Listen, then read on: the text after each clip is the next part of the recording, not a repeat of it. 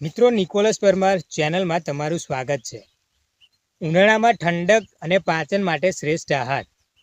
ઉનાળાની ગરમી હવે આકરા તાપ સાથે શરૂ થઈ ગઈ છે અને આ ઋતુમાં આપણને વારંવાર થાક લાગે છે, ગેસ, એસિડિટીની સમસ્યા થાય છે અને કંઈક ભારે ખાવાની ઈચ્છા થતી નથી. આવું કેમ થાય છે? કારણ કે આપણી પાચન શક્તિ એટલે કે જઠરા અગ્નિ ઉનાળામાં નબળી પડી જાય છે. આજે આપણે વાત કરીશું કે ઉનાળામાં કયો ખોરાક લેવો જોઈએ જે પેટને ઠંડક આપે છે અને પાચન એકદમ હળવું રાખે છે. પાણી અને પ્રવાહીનું મહત્વ. હાઇડ્રેશન. સૌથી પહેલાં વાત કરીએ પાણીની. માત્ર પાણી પીવું પૂરતું નથી, પણ કેવું પાણી પીવું તે મહત્વનું છે. માટલાનું પાણી. ફ્રીજના બરફ જેવા પાણીને બદલે માટલાનું પાણી પીવાના ફાયદા ઘણા બધા છે. વરિયાળીનું પાણી. રાત્રે વરિયાળી પલાળી રાખીને સવારે તે પાણી પીવાથી પેટમાં ઠંડક રહે છે. નારિયેળ પાણી. કુદરતી ઇલેક્ટ્રોલાઇટ્સનો શ્રેષ્ઠ સ્ત્રોત છે. ફળો. કુદરતની ઠંડક. સિઝનલ ફળો. ઉનાળામાં કુદરતે આપણને એવા જ ફળો આપ્યા છે જેમાં પાણીનું પ્રમાણ પુષ્કળ હોય છે. તરબૂચ અને ટેટી. આમાં 90% વધુ પાણી હોય છે, જે શરીરને હાઇડ્રેટ રાખવામાં મદદ કરે છે. દ્રાક્ષ અને સંતરા. વિટામિન સી અને એન્ટીઓક્સિડન્ટ્સથી ભરપૂર હોય છે. કાચી કેરી. મિત્રો, બાફલો. લૂથી બચવા માટે કાચી કેરીનો પન્ના અથવા બાફલો બેસ્ટ છે. બપોરનું ભોજન. શું ખાવું અને શું ટાળવું?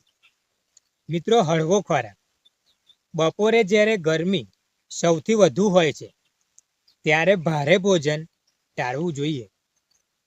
દહીં અને છાશ. ભોજનમાં 1 ગ્લાસ જીરાવાળી છાશ અમૃત સમાન છે. તે પ્રોબાયોટિક છે જે પાચન તંત્ર સુધારે છે. શાકભાજી. દૂધી, ગલકા, તુરિયા અને ટિંડોળા. આ બધા પાણીવાળા શાકભાજી ઉનાળામાં વધુ લેવા. સલાડ. કાકડી અને ટામેટાનું સેવન વધારે કરવું. મસાલા અને રસોઈની પદ્ધતિ. મિત્રો, મસાલામાં ફેરફાર કરવા જરૂરી છે. રસોડામાં વપરાતા મસાલા તમારી ગરમી વધારી શકે છે. શું ટાળવું?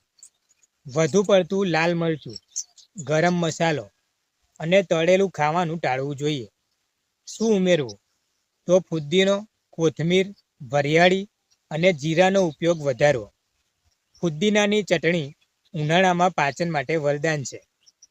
રાત્રિનું ભોજન અને ઊંઘ. રાત્રે સૂતા પહેલાં તમારું પેટ હળવું હોવું જોઈએ. રાત્રે ખીચડી, કઢી અથવા રાબ જેવો હળવો ખોરાક લેવો.